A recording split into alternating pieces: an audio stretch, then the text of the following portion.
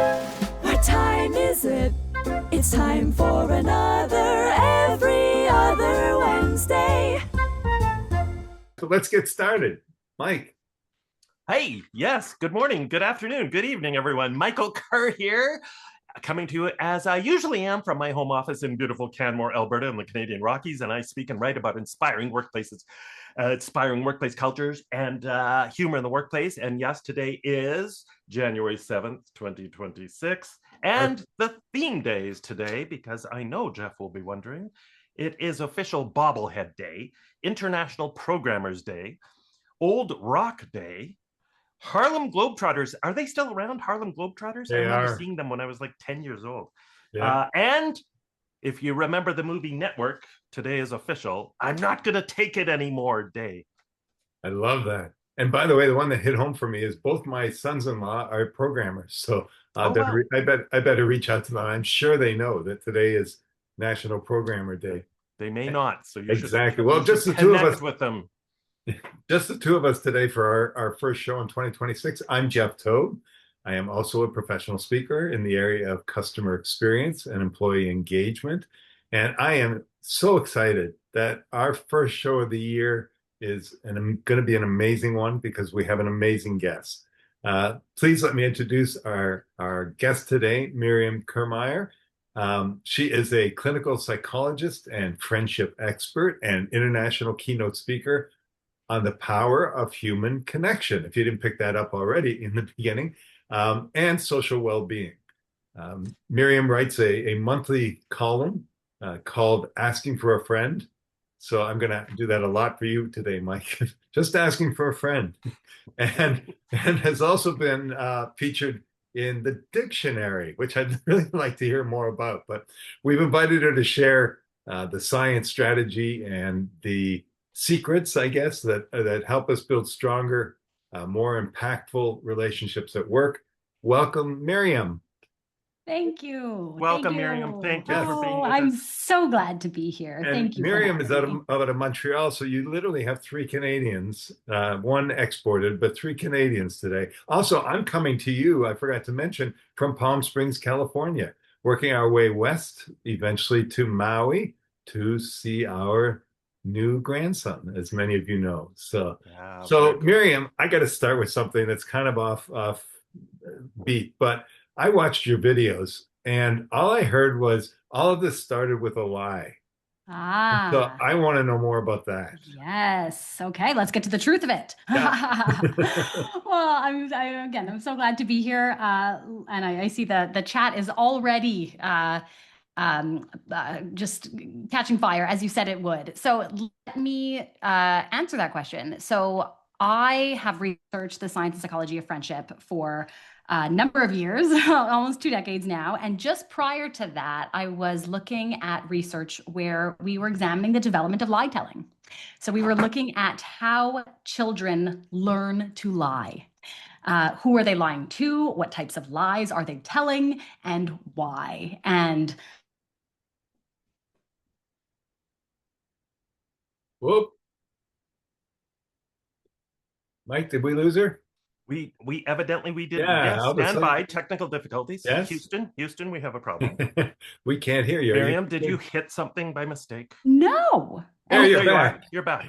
How strange. I did not hit anything. I don't know what happened. That was brilliant. I'm a pretty good lip reader, and I got to say that was brilliant. Well, so I'd like everyone to hear it. That was me just telling a lie, but I muted myself so that nobody would be able to repeat it. It's like we don't have to bleep it out now. Where did you lose me? Happy to repeat. The science of kids. We looked at yes. So we were looking at the development of lie telling in children, how they learn to lie, the different types of lies that they tell, whether it's anti-social lies to protect themselves or pro-social lies to protect someone else, and the reasons why they do so and the circumstances in which they do so. And that work really got me interested in social behavior and how we can engage in more pro-social types of behaviors and collaborative behaviors, and sometimes a little bit more anti-social types of behaviors. And that was part of what led me down this road of looking at close relationships and specifically friendships. And so started looking at peer victimization and bullying and relational aggression. And from there, really parlay that work into a career as a friendship expert for young adults and adults and the workplace culture and connection. Yeah. And it's not a leadership expert. It's not a motivation expert. I mean, it's strictly friendship at work. And maybe you Yeah. can tell us more about that. Absolutely. So, as I said, friendship is really the specific focus, but I take a broader lens as well. So, it's this balance between looking at the value of our relationships at work and of feeling connected at work, and why friendship in particular is such a unique and important lens to address that issue through. And partly the research is very clear that being connected and feeling connected across the board is one of the most important things that we can do for our physical health, for emotional well-being, and for our professional development and success. I'm sure we'll talk more about that as well. But it turns out that friendship specifically is a unique predictor. So all relationships are important when it comes to feeling happy and being healthier and getting ahead and succeeding in life.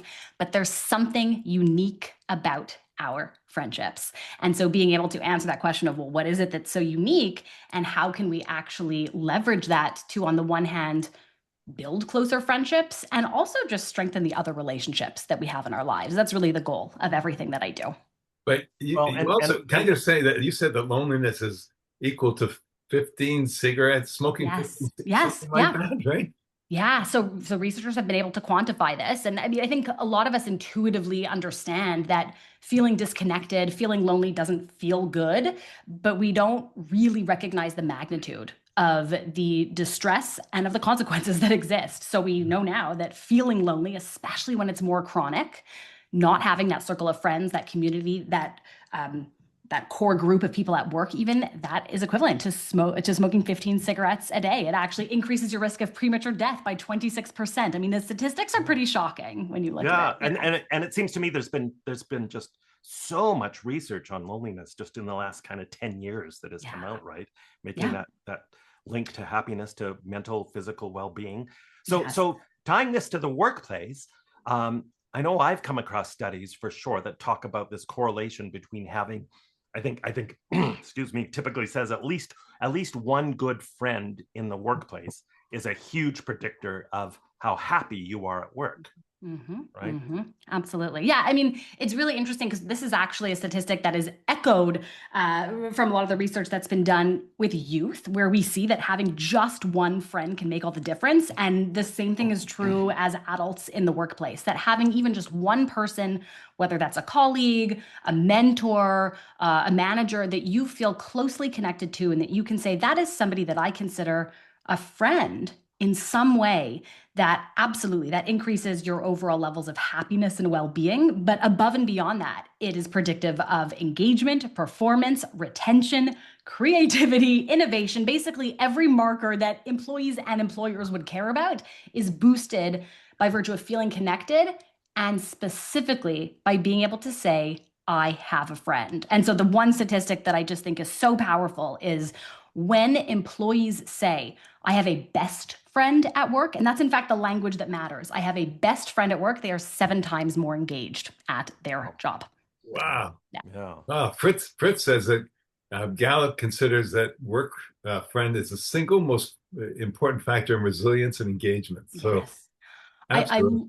I love this, Fritz, because I see what often happens, and this is me wearing my psychologist hat a little bit, is we feel like we have to choose. Are we investing in performance and engagement and productivity and outcomes and output, or can we invest in our people and invest in their well-being and their mental health and their happiness? And we kind of see these two goals as being at odds with each other. And in my perspective, friendship and social connection is really kind of the bridge between those two goals, as we're talking about initially, right, or intentions. Absolutely. Right. I've heard they talk about, creating cultures of powerful cultures of belonging, I think was the quote that I had written down. I'm curious, how do you advise leaders in organizations of any size to start creating that culture? Yeah. Oh, I mean, this is a really big and important question, because on the one hand, the culture is a very big topic, right? And when we're talking about creating this unifying experience that people can feel connected to, that can feel very big, and yet the power is in the small micro moments of connection. And so one of the big shifts that I often recommend is we tend to, at least historically, think of connection and connection-centric experiences or team-building exercises as being one of. Oh, let's host a social event.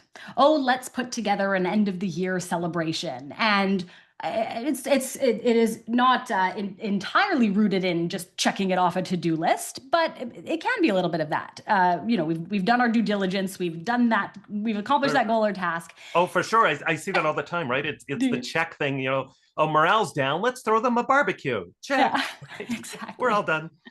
Exactly. And first of all, I mean, if you build it, they may not come, right? People might not attend.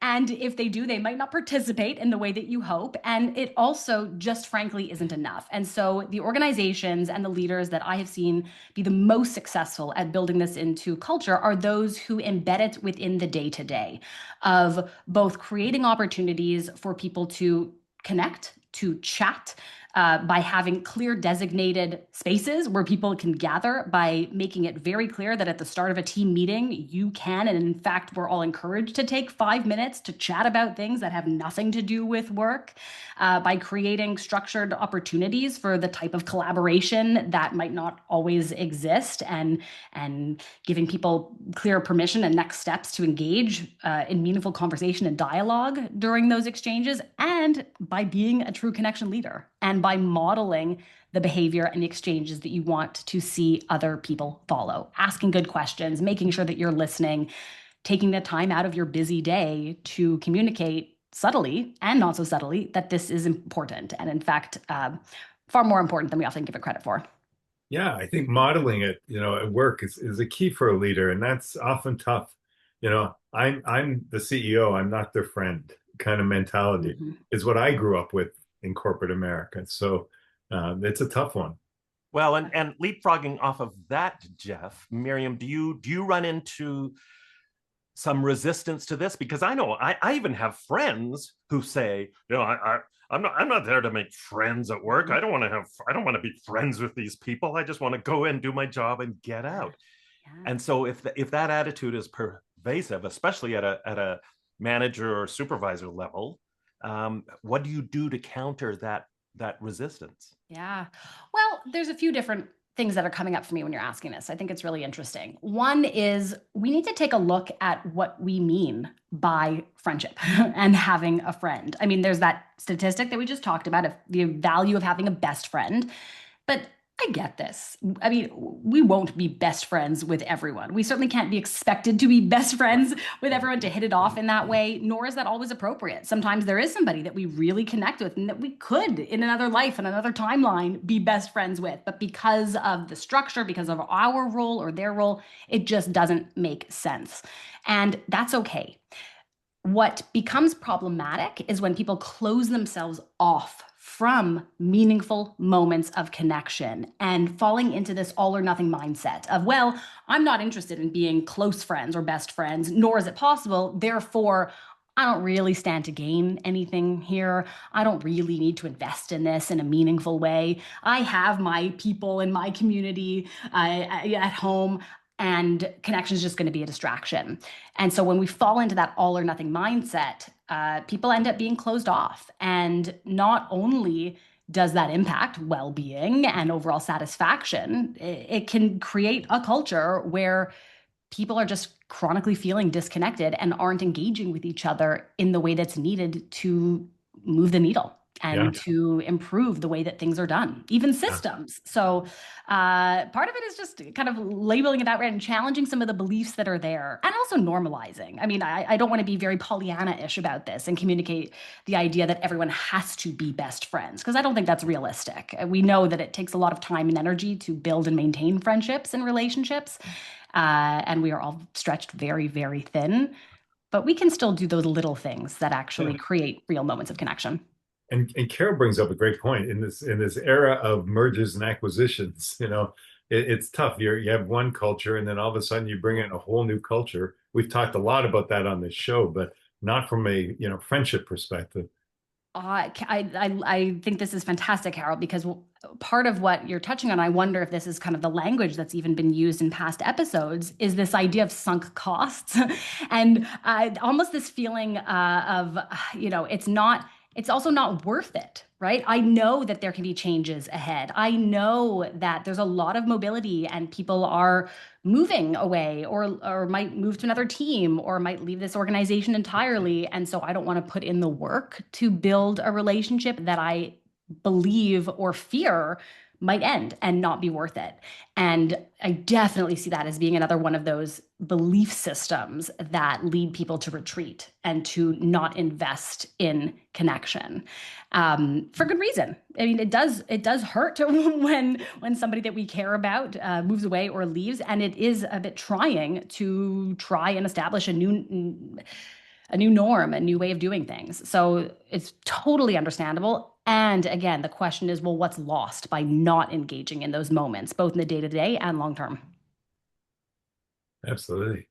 Well, we've got a lot of questions today. So I'm going to go to another Carol and then come back to Fritz. But, what happens when one work friend is promoted to a position that puts them over their friend? Oh, I mean, I'd be so curious to hear both of your takes on this question.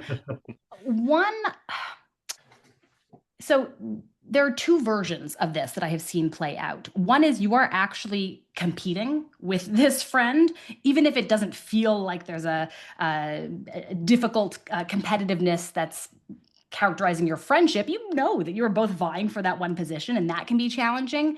Can also be very difficult when one of you gets, as you said, promoted, and you now need to reevaluate. Well, what does our relationship look like? What can it look like? What are the new types of conversations that we need to be having or should not be having? The big thing that I often recommend, and the big mistake that I think people fall into, is we tend to be very reactive instead of proactive. So partly we don't know what's going to happen. We never know who will be promoted or when that might happen. And so sometimes we don't even share that news with our friends that we're thinking about this, or that that's something we're hoping for or working toward.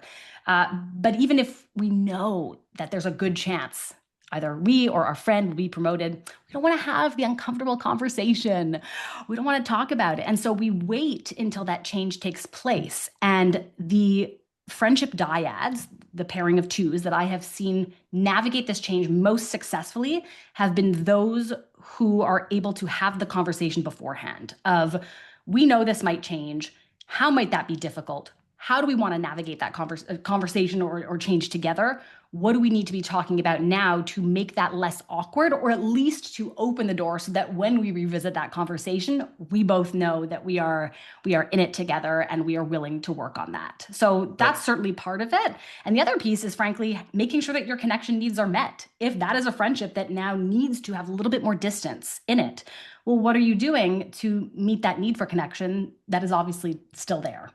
Yeah, that's great advice, Miriam, that I could have used 30 years ago. Thanks a lot.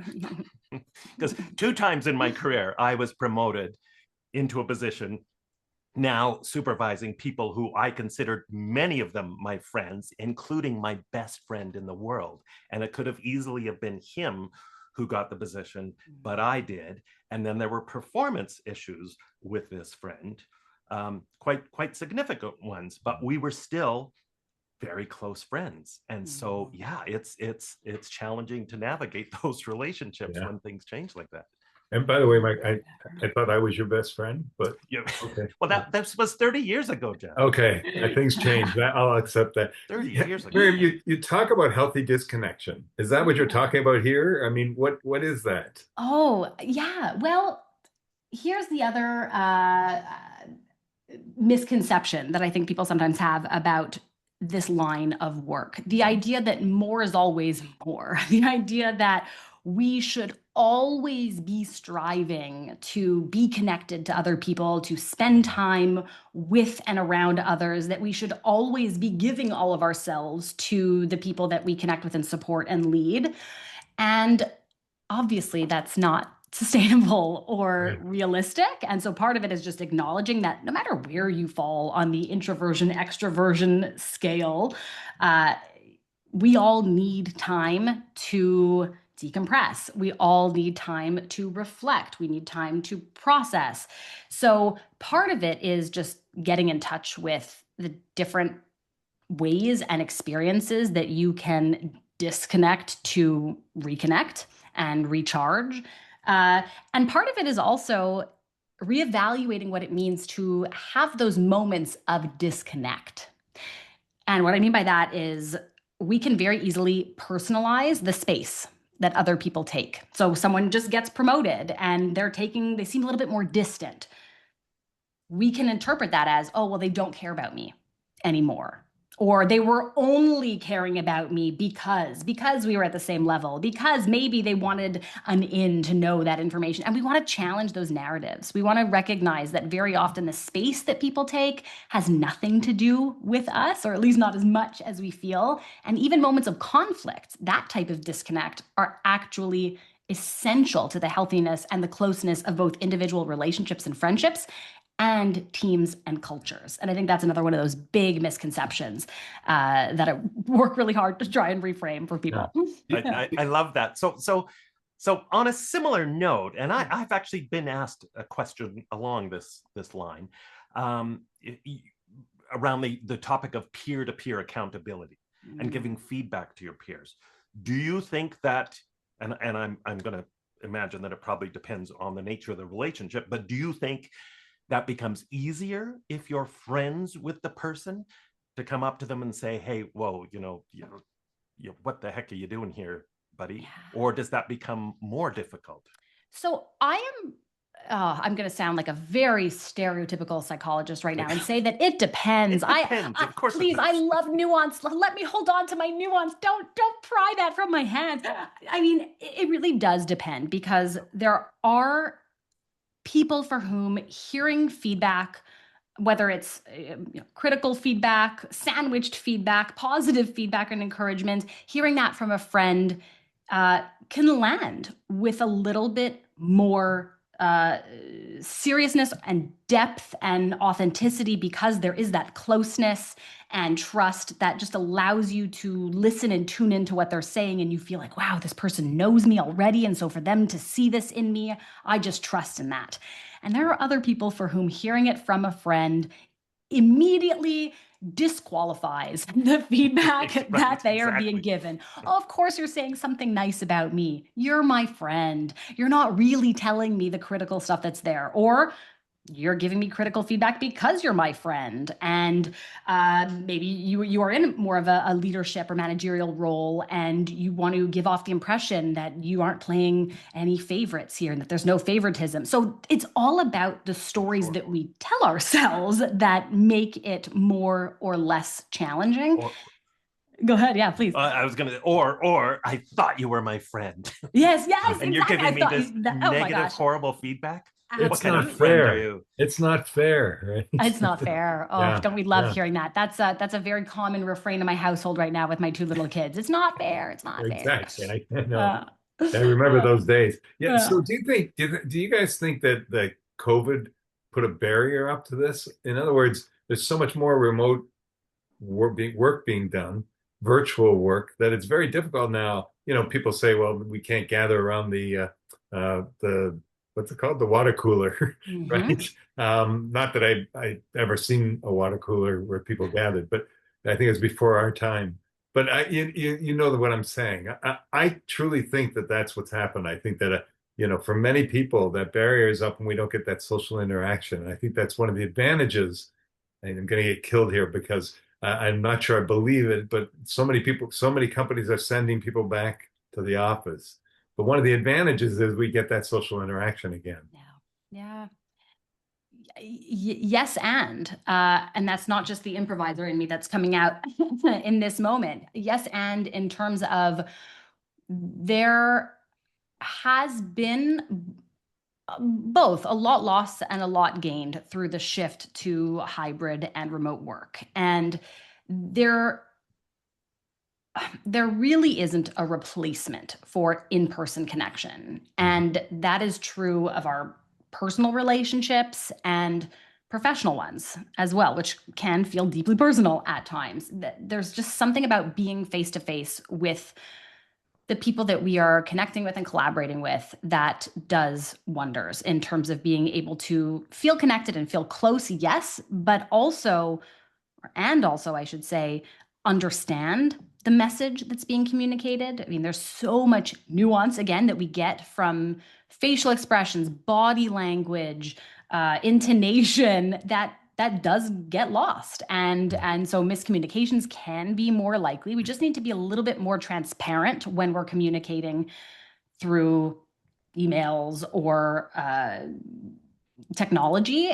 And we don't always take that extra step to be extra explicit. The flip side of this is, I think, the trends toward loneliness and the research in that space that predates COVID. But what has happened is that people are much more open and aware of and attuned to the value of connection and the consequences of loneliness. And that's actually a silver lining as far as I'm concerned, that there isn't as much shame. People are thinking about this individually. Organizations are thinking about this strategically, and all sorts of interesting and creative solutions are coming out of that discussion. So that is the bright side. And I think, it's funny because the three of us being in the speaking business, it's a very lonely business. Yes. And so I in all seriousness, I look forward so much to every other Wednesday where we can spend it with, these guys, because that's part of the connection, and we don't have that when we're working at home by ourselves, even out on the road. Even though we speak to hundreds or thousands of people, it's still a very lonely business. So, I was just going to say that was such an interesting shift for me, because during the pandemic, I had one young child, had my second child, and so I was going through the joys, but also the loneliness of early parenthood.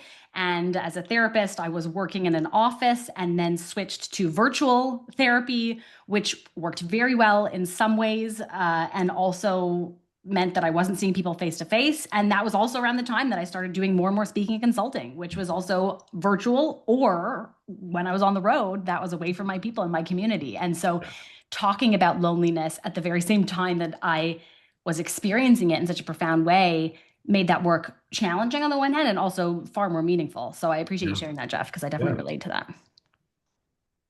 I don't want to skip over. Stephen Rayfield said, asked a question, and that, what are 3 steps or any amount of steps a person can take in the workplace to build friendships? Absolutely. So 3 steps or any steps. Here's what comes up for me. When we look at the predictors of friendship, of relationship initiation, and kind of what gets that early connection going, we know that similarity is often the root of friendship. We call it homophily. So basically, birds of a feather flock together. And so what you want to do is to start thinking about, well, what are the things that I share in common with this person that I'd like to get to know better? Or if you don't even know who exactly you want to be connected to, but and you're in touch with that inner sense of, I want more connection at work, take a look around. Who are people that I share things in common with? And at the most surface level, that might be, we have a similar role, we're in a similar department, we went to a similar university, we live in a similar place, sure. But then what can you see below the surface? And how can you ask the right questions to start getting at the other similarities that exist? Similarities in terms of interests, values, experiences, aspects of personality and temperament, appreciating humor, slightly off color humor. Is that the thing that can bring? Oh, that would be Mike. Well, right. I had that was subtle, right? How can you kind of notice those things and then do your part to highlight those things, to communicate to the other person, I see this in you, I appreciate this in you, and it actually is mirroring something that I see and appreciate within myself. So finding your connection points, I call them, those similarities, is helpful. And from there, the trick is to find your rhythm, find your flow, that having consistent, even very brief interactions that relate to connection is going to be so important. And this, frankly, can be as simple as greeting somebody hello in the morning. And there can be days and weeks where that is all you do, but you get into this rhythm. And then from there, what can you add on to your conversations that will make it feel, again, just a little bit deeper? But we know that friendships and connections that have that rhythm and repetition and consistency, those are often the relationships that will go on to be a little bit deeper, but also a lot easier to maintain over time. Yeah. Years ago, I was working with a large client, so it depends on the size of the organization, but they introduced me to ERGs, which are employee resource groups. And if you have those available to you, I think that's a key to find your tribe, as you say. So, Exactly. and who it is what you have in common. Well, and this is the great challenge about connection as adults, right? Is we don't often have those social structures at play to keep us connected. We are the ones making our own play dates, right? Or our own co-working dates. And we're not. And it's scary. It's terrifying. It's terrifying. It can feel vulnerable. It's also a lot of work. So even if you don't have the vulnerability piece or the discomfort with it, I mean, it takes a lot of time to find an opening for a team meeting, let alone a little catch up. And so finding some type of structure that you can either put into place or use as a springboard to that repetition and frequency is very helpful. An ERG, a volunteering initiative, joining a committee at work, starting up a co-working lunch hour, whatever it may be, finding and creating opportunities where other people will hold you accountable and there's a system in place. That is a great, great idea. Absolutely. Your idea of making these connections and starting even just with the good mornings, right? Those simple things, but going a little deeper reminds me of a Larry David-ism from Curb Your Enthusiasm, where there's an episode where he talks about how he's trying to elevate small talk to medium talk. And I love that concept, right? Of medium talk, where you don't just say, yeah, crazy weather we're having lately, right?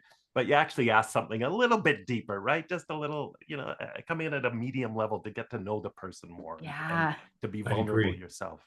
Yes. Ask about their kids. Ask about, their vacation that they just took. And just, personalize it.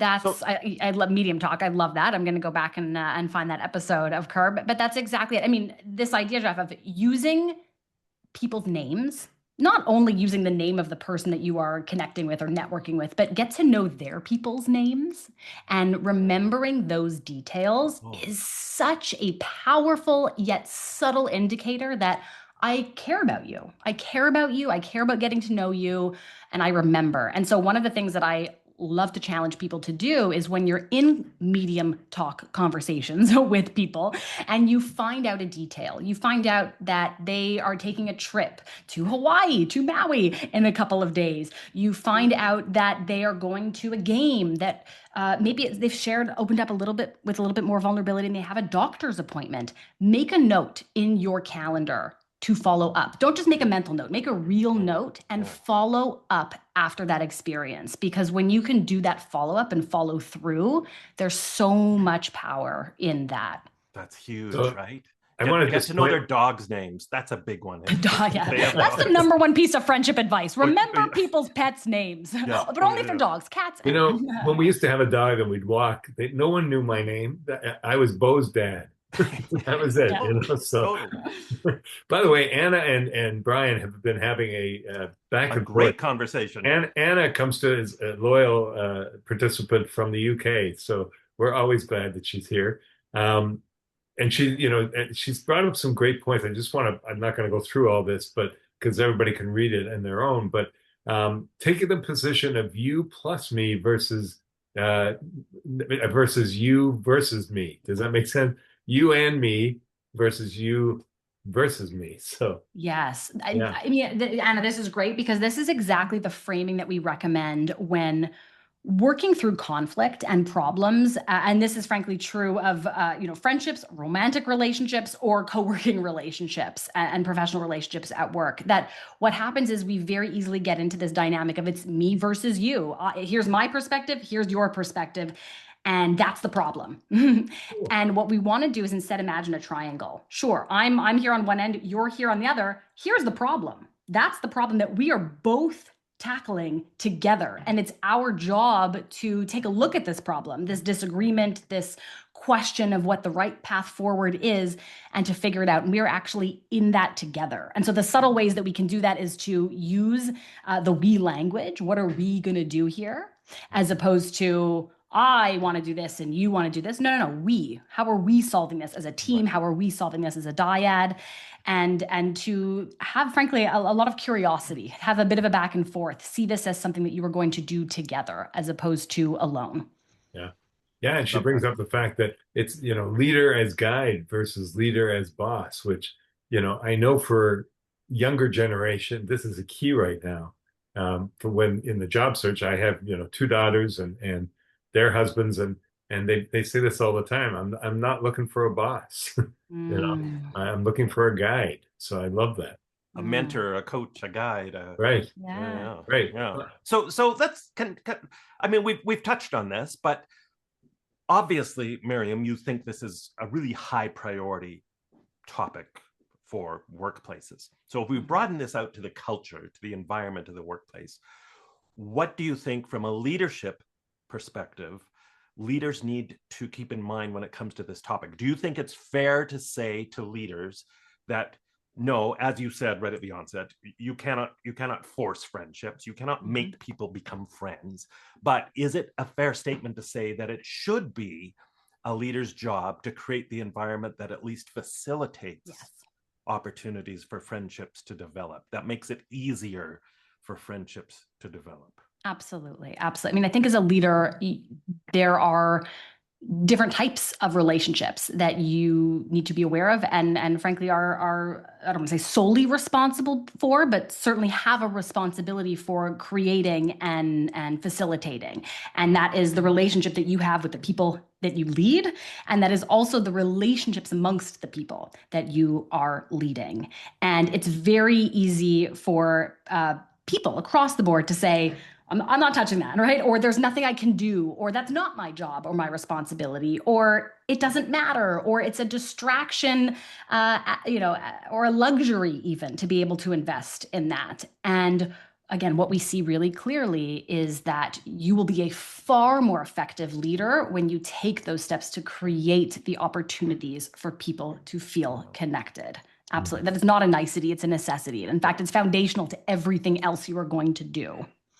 This has really inspired me to think that maybe it goes back to the interview process too, where you literally ask somebody, tell us about a time that you made a friend at work.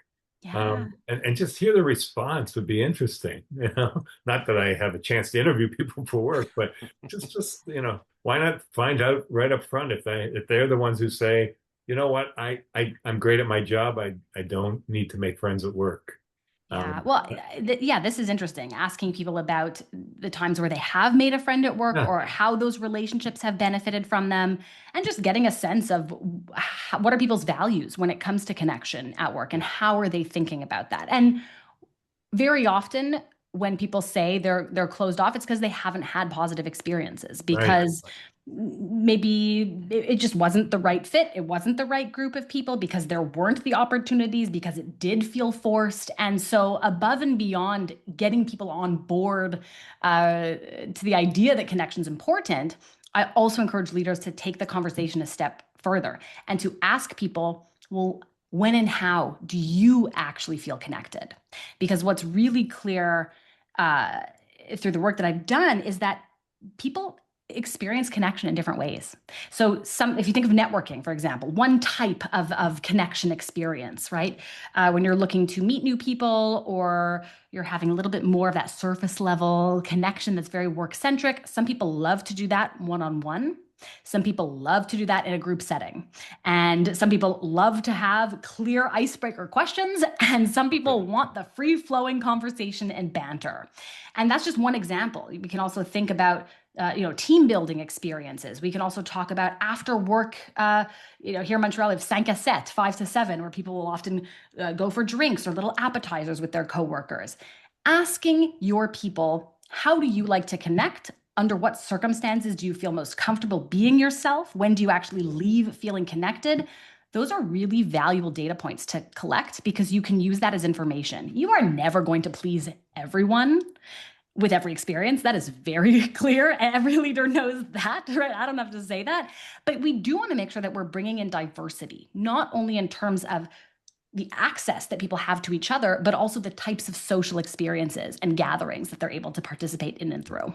Yeah, thank you, Miriam. I just wrote about this recently about the idea, because I hear these complaints all the time in my work from the introverts who say our events are all designed by extroverts for extroverts, and we always feel excluded. So making sure you also consider the introverts and have a range of opportunities within any social thing you do, or sometimes have events that are just primarily more introvert focused, for the introverts in your team and involving the introverts right in the planning of these events beforehand, I think is helpful. Yeah. Yes. To that point, in November, I was working with an organization that's telling me that they actually have an internal book club just because of that, Mike, that they asked those introverts what works for you. And it was more intellectual, kind of quiet, do it on your own, come back and report, that kind of thing versus networking organized by extroverts. Absolutely. By the way, I do want to mention Anna asked, would it be possible to have the links to the key research? Can I just ask you, Miriam, you've got on your screen, your website. Could people just go to your website and contact you through that? Please. Okay. I'm happy to geek out on research any day. So send me an email, reach out through LinkedIn, whatever works best. And I'm Right. so happy to share some of those links to that research. It's really there's been a few reports recently written as well that are great write-ups and roundups of some of the Yeah. recent research. So we're starting to tie things up. Let me ask you, I mean, is there any advice you would give our attendees, advice moving forward based on what you've read and what we've asked? Yeah, I mean, there are so many different points to touch on. I guess something that's standing out to me from our conversation, again, I keep coming back to that idea of nuance, but it's really easy to think of connection as one thing, to think about it in those all or nothing terms. And one of the really interesting questions that we can ask ourselves, and that I encourage leaders to ask themselves too, about their own experience and the people that they are leading and supporting, is how subjectively, how satisfied are you with your level of connection? And you can do that globally, but we can also do that specifically and strategically. So how satisfied are you with your level of connection in terms of your peers or your teammates? How satisfied are you in terms of the access that you have to people who are more advanced than you, or who have walked that path previously? And what are the different types of connection that might be missing from your circle, from your life, from your experience now? Because we know that connection needs change over time, and we don't always take the time to check in with ourselves and say, now that I've gone through this promotion, this life change, well, what do I need? And what type of advice or input or support do I need right now? I wish Richard was here, because he's he's an expert on employee engagement and employee engagement surveys. That'd be a great question to add to your survey. I can't believe we're out of time already. Oh, no. You know that happens when we have such an amazing guest. Thank you very much, Miriam. I'd love to, without even asking the other guys, I want to have you back, because I think there's so much more here that we can get into. And I know our audience has enjoyed it as well.